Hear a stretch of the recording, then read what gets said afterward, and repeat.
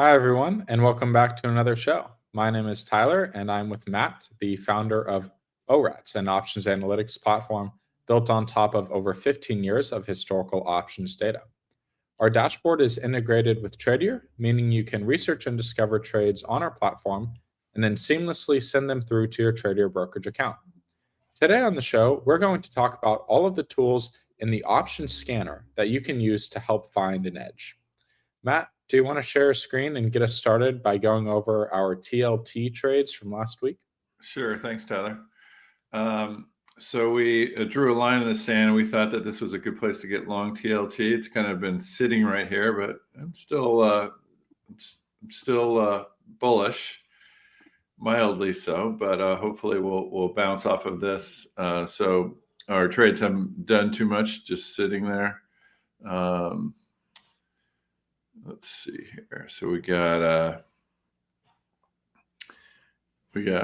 a call spread that's down a bit. We're down about $100. So we're hoping for better as people come to their senses and start rallying these bonds. So that's where we are now. And today, one of our favorite subjects is our option scanner and how to get edge using the option scanner, Tyler. Yeah, I really see the option scanner as part of the core, one of the core tools in our dashboard because it's the implementation part where you've done your research and now you have a concept in mind, but you're looking for a trade. And oftentimes traders, you'll just pick a delta or you'll pick a strike price, and you have a general idea of your time frame of trading, but there are thousands, a lot of combinations of trades that you can do and a lot of choices to pick from when it comes to making a trade. So our option scanner is a great way to pick your trade and get an edge in the process with our theoretical values and other filters that you have in there. There's really a lot to look at here. So yeah, let's get us started, Matt. Yeah, and with so many different options out there now, dailies, every strike, how do you pick what the best ones are? And this is the way that we do it. So I'm wanting to get short IBIT. I have this is the Bitcoin ETF options, and I'm long Bitcoin, so I want to get short in some options here. So I have a long put spread scan set up pretty wide, variables here, DTEs and deltas, and then long put butterfly, long put calendar. So all these should do well if IBIT goes down. And so the cool thing about the option scanner is that you can rank these and set your rankings here, and it will automatically sort through many differing strategies, differing options, and all that, and come up with the best ones for you. You could also set an outlook of bullish or bearish. You could choose a stock scan. In this case, I knew it was IBIT that I was going to trade. So that's the brief overview, Tyler. I want to go kind of step through the option scanner. There's kind of 3 steps there. You can see by the blue circles on the left, and I just want to go through one by one, like the things you can do and what each thing means. We've last week we changed the outlook on TLT that helped us make trades, and there's really a lot you can do in each of these steps. So I just want to go through each one, especially the strategies one, because there's a lot of entry criteria in each specific strategy that I think our users would really like to learn about. Yeah.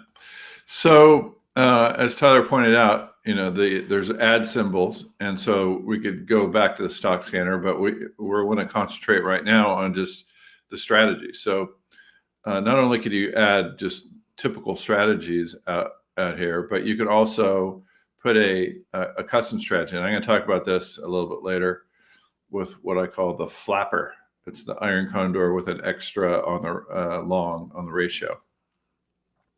But for these, what Tyler's talking about is you could set in these cases. I just want to find the ones with the most edge, and so we calculate theoretical values based on forecasting volatility, on smoothing volatility, and on a distribution that we create based on actual movement. And so we can then look at a bunch of options and weight those to where our theoretical values or risk versus return or other readings are rated highest. And what you could also do is set these DTEs are wide. These are strike deltas here, and there's a nice mouse over. And so I'll take anything with a 30 delta between 20 and 50 delta for the long put, and the short put has to be between 10 and 30. And then I could also, if I wanted to, I could define the spread price as a percent of the stock. So you could, like I often will go negative 0.01 and then a min and max negative 0.5 and negative 0.02 or something like that. So you could. Yeah, just to touch on that, the spread over stock is otherwise known as spread yield, sometimes referred to as spread yield. Basically it's a way for you to determine like how much money you're getting. Like if you're selling something and you're getting a credit, how much money are you getting versus the stock price? Oftentimes people look for more juice or more premium in the sale of a credit spread, and that's a way for you to sort of filter the trades based on that. Yep, or the actual price you could use, or the actual delta of the resultant spread. And you could also set how wide you would want that. So it's the option ask minus the bid divided by the strike. And then we have some other thing called a theoretical price diff that actually measures like a put call parity. So if that's too far off, you could filter those out. And then DTE diff. So there's no DTE diff for this put spread, but there is for like a calendar, for example, a DTE diff of 2. So what's the difference? I think it's important to understand. All right, we get a lot of questions about DTE diff. It's mainly for calendars, right? Like if you're just doing a normal spread, the legs are going to have the same days to expiration. So you have a DTE diff of 0, right? You want min 0, max 0, and you see that in the one that you're on right now, 0 and 0 right there. But if you're looking at a calendar trade, you want there to be a difference in the days to expiration, and this is where you can set sort of your range. How big of a difference do you want there to be in your calendar spread? Right. How does that relate to just what makes that different than just setting the target days to expiration? Well, you want to be able to set a target days to expiration fairly wide, but you might be very specific. You want at least, this is pretty general, just 2 days, but sometimes you might you want exact DTE diff if you're doing like a short-term daily calendar. I just want 5 days. Or you might say, I need at least 30 days, but less than 45 days. Even though my DTE range on the overall might be really wide, you definitely want to be able to set how wide you want your calendars here. So that just gives you some extra control of the spread. Because what happens sometimes, if you come down and you see a trade, you should always say to yourself, why won't I do that trade? Well, it's because it's only 3 days between the long and the short. Well, if you're not going to do it because of that, you should do a setting so then you can bring more options in, and gets rid of a lot of the noise, Tyler. Yeah, I think that's a great point, Matt. And yeah, we also have earnings as a setting in there. So if you're want to be careful to trade around earnings, you can set the dates in there, which is pretty neat. Yeah, and dividends. BITO has a huge dividend, so sometimes you want to avoid those. No earnings in IBIT. And then strike widths is the last thing. Is So usually a calendar has a strike width of 0 and 0, but in this case, I said, well, I'll do a diagonal just as long as it gets me short. I'm just trying to find a good relationship that gets me some short deltas here. And I believe down here you could do some more settings in the table. Yeah, I said it has to be -8, but you bring up a good point. Like a lot of what you can do here is setting the constraints and how you define each particular strategy is very important. Very important work on this, Tyler.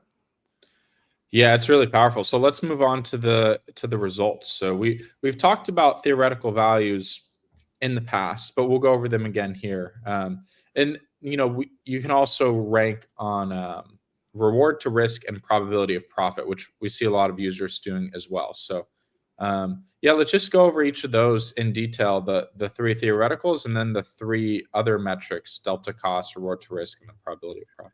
Yeah, so this is our, so you could sort by rank, and that's what I almost always sort by. You could sort by other things, but rank will then find the top rated ones as to a distribution, forecast, and S, which is our smoothing theoretical value, forecast theoretical value, distribution theoretical value. And like I said, the neat things about these is, and kind of a cool thing we've done because you have a lot of moving parts and a lot of things that are sorting against each other. So we come up with a standard deviation, and then we say how many standard deviations, and we add standard deviations. So it's a little bit complicated, but using that system, we could add up different parts of the ranking and bring you what is the best based on the sliders that you've set. So that's pretty cool. DTC is a little bit harder to understand. It's a subjective look at, sometimes I want to get long deltas, but I want the cost as little as possible. So every delta divided by the cost is all that means. So just delta cost. So it doesn't make a whole lot of sense. It might make a little bit of sense on this one. But it's actually interesting to start looking at that. If you like say, you go in here and you might say, oh, this is the one that I would choose. And then you go, oh, the delta cost on that's really high or low compared to the other one. So, that's the, I wouldn't really call it a theoretical value, but that's another thing. Reward to risk is the maximum profit over a one standard deviation payoff picture divided by the max loss over that same standard deviation. Probability of profit is how much of the returns are positive. So add up all the returns that are positive where your payoff is positive. Max gain and max loss are important. You might notice that I set S percentage of -2 and 2. You might want the best. Like if you were going to trade, you would want a high S percentage. But what I found is that our smooth theoretical value is pretty known by the market makers, and they won't give you too much edge right off the bat. So sometimes it happens, but if it's too much edge, you're probably not going to get filled on that. So that's why I usually put a range around that. Delta, like I said, I know I want to be short, so I want to make sure that anything that comes in here is short.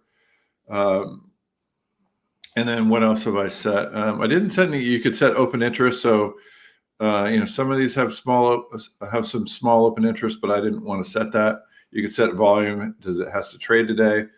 The ask minus the bid is an absolute. The ask minus the bid divided by the stock price or market width percentage is relative. So I like to put that. So I don't want it too wide. That's 2. I doubt we're going to see that. I should probably have that set at 0.2. And that would narrow some down a little bit. And then what price you're paying or getting. This is more important when you're looking at a strategy like a cover call or something where you want a certain percentage. So those are and then we would list out a dividend or earnings here. So it makes it pretty nice, Tyler. All of these criteria. Yeah, the cool thing is too, you just saw it updated. It updates every minute, so you can just be, looking at it, and you can be confident these results aren't old. That is, as long as you're on the live data plan. So why don't we do we'll do a put spread, and so we could just check it out all the way through. So this is a put spread. Market's pretty tight. Our theoretical value is now just adjusted is right on the mid price, so you're getting a decent price, and you could check the smooth edge here as well, and then you could check the payout picture. Behind it is that distribution, and then if you add up the expected returns of each one, that's how you get the theoretical value of the distribution. And then our forecast is higher. So we think that the volatility in IBIT should be higher than it is right now based on historical volatility and direction and momentum of implied. So we do a lot of that calculation. Matt, I want to ask about the distribution edge. So we have an option in step 1, which is choose your outlook. And I notice you have all bearish strategies here. Is that something that is a good setting to have if you're scanning for bearish strategies to change that outlook to -5% or anything like that? Yeah, it depends on your how you like to trade. In this case, when you have so many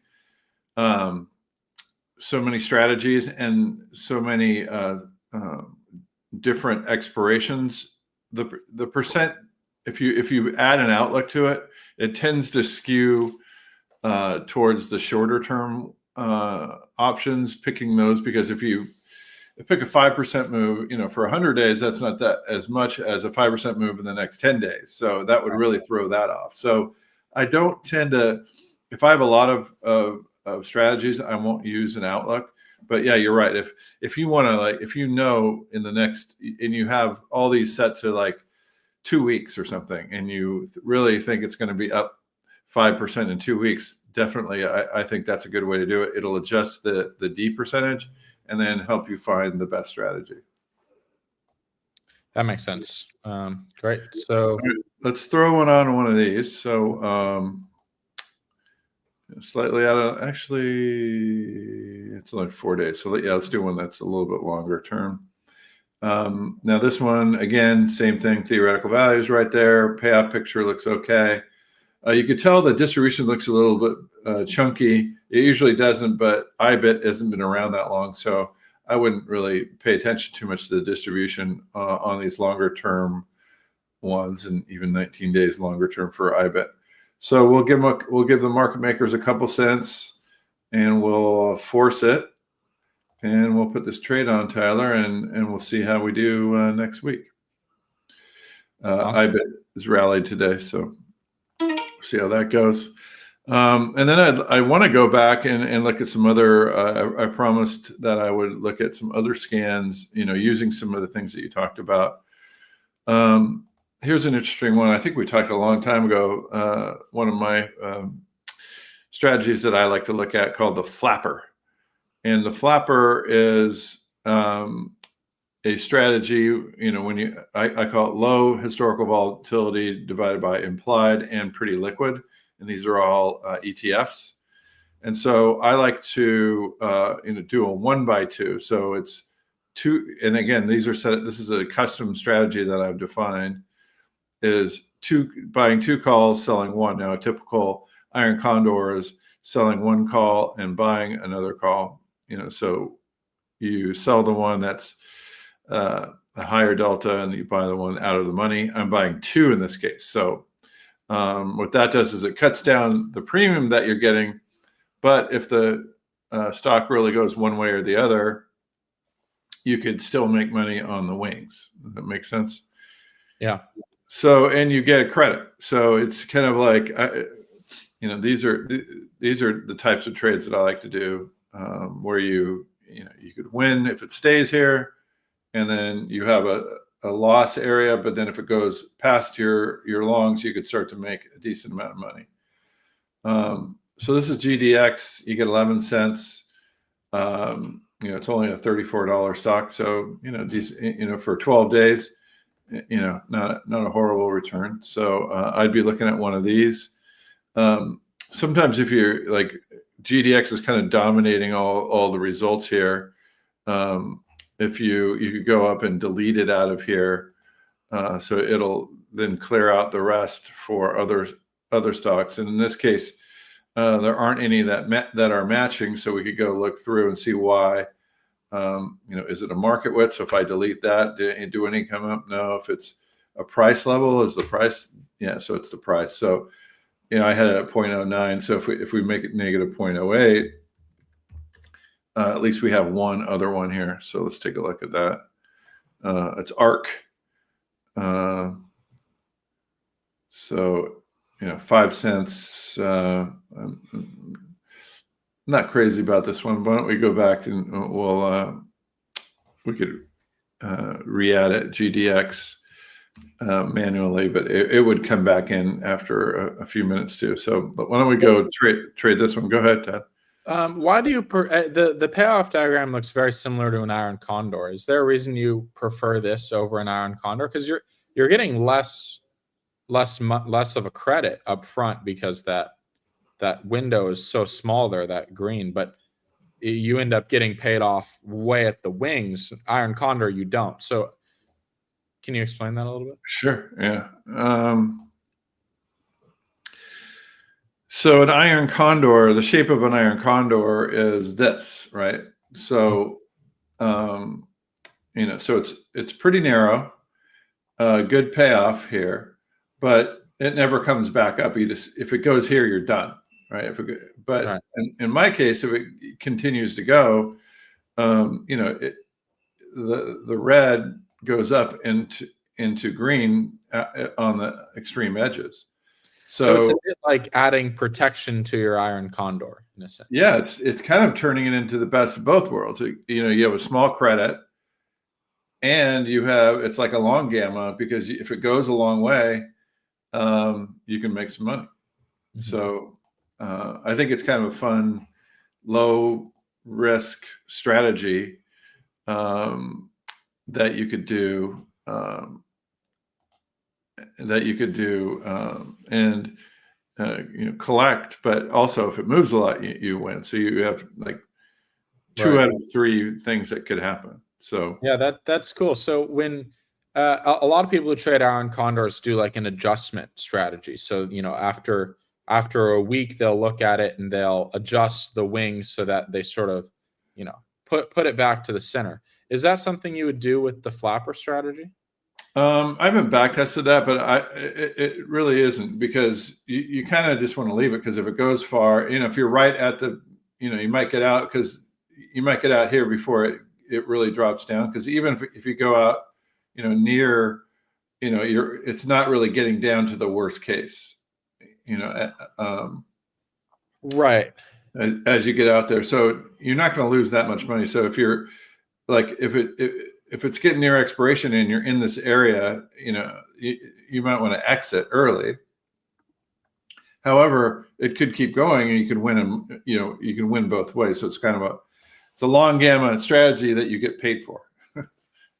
Right. So you don't typically adjust it like you would an iron condor. You wouldn't need to, because iron condors, they're adjusting it because they've lost or they're losing. So this one you could actually win if it keeps going. So you don't want to adjust it necessarily. Got it. Okay, and this is on a particular stock scan as well. You're looking at maybe let's take a look at the stock scan to see. It's the low HV over IV that are liquid. Yep. Yeah. So if you go to the stock scanner and you go to your scans and you go to low HV IV, you could see that I've set up the historical volatility in 90 days divided by the 90 days has to be under 7% your way. So the max 93. So it can't have moved too much over the last 90 days. And that's really it. Just HV, and then between certain stock price minimums, and implied volatility has to be not too crazy. So and good, volume, 5,000 average volume. So it's a pretty basic setup, Mm-hmm. but you just don't want too much HV out there. And so then, it identifies these stocks, automatically brings them over. And like I said, like we've noticed before, the GDX, this looks pretty good. Again, there's a lot of room to win a little bit. And I don't want to do that. I'll give them a couple cents. And that's what I wanted to show from this, Tyler, is making a custom strategy, bringing in a stock scan. So we'll do this trade, and then we'll move on to one more thing I'd like to show our audience here. Yeah, I mean the flexibility is insane. Like the amount you can do with the stock scan, bringing that over to the option scan, creating custom strategies, and then ranking. I mean, it's so crazy, like the unique things that you can do. Right.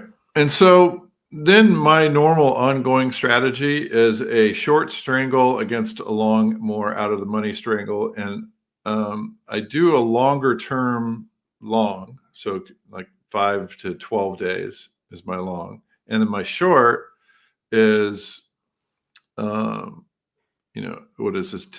4 days. So, I'd like to point out, like, this strategy, we talked about this before too. So I set it up by setting up, like, 1 to 7 days short strangle.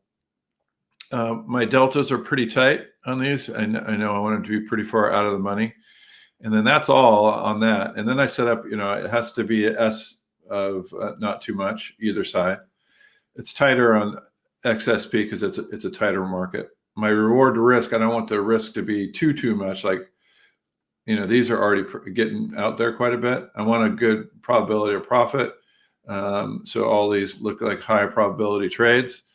My max loss, I only want it to be $2,000. So that filters down these. My delta, I don't want too much delta. So about 2.5, 2.7 on each side delta.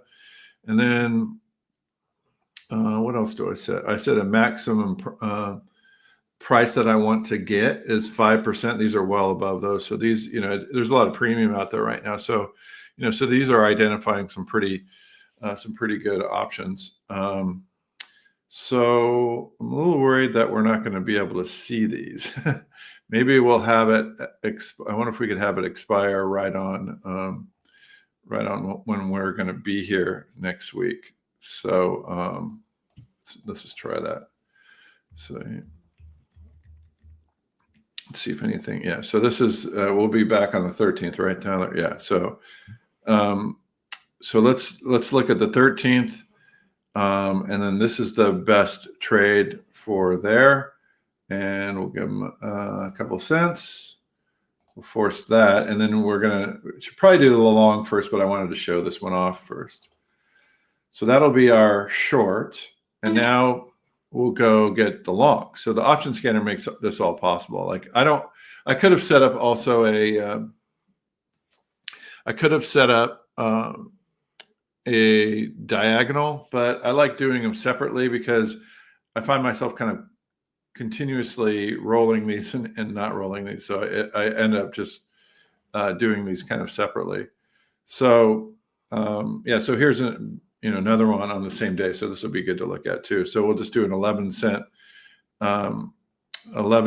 strangle, and then I'll show you one more thing. So we only have to give them a cent on this one. We'll put that out. Oops, I want to do a force so we know it fills. And then what I want to do, Tyler, is just show you what it looks like. So it's, we'll go down to XSP and overlay the long with the short. So I have both of them, and you can see that's just an iron condor. Right. Yeah. Yeah. It's cool. You can overlay your different strategies in the positions table and really see your risk payoff there. Yeah, definitely. And that's all I got, Tyler. All right. Yeah. Great episode, Matt. Thanks for Thanks for sharing all the tips and tricks for the option scanner. There's a lot to tackle there. Well, thanks for putting all these great tools together. We've had a lot of blood, sweat, and tears over the years putting these together, but great tools. Yeah. If you guys have any questions, just leave a comment in the YouTube video, or you can email us at support@orats.com. We also have extensive documentation on our university, which is also available on our website. And there you can learn about the theoretical values that we talked about in this episode, as well as many other techniques and methodologies that we've developed at ORATS. So thank you guys for watching, and we'll see you again next week.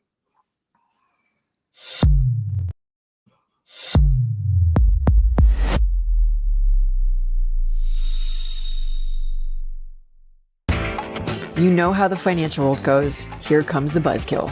Please make sure to take some time to read this boring disclaimer. We will owe you one.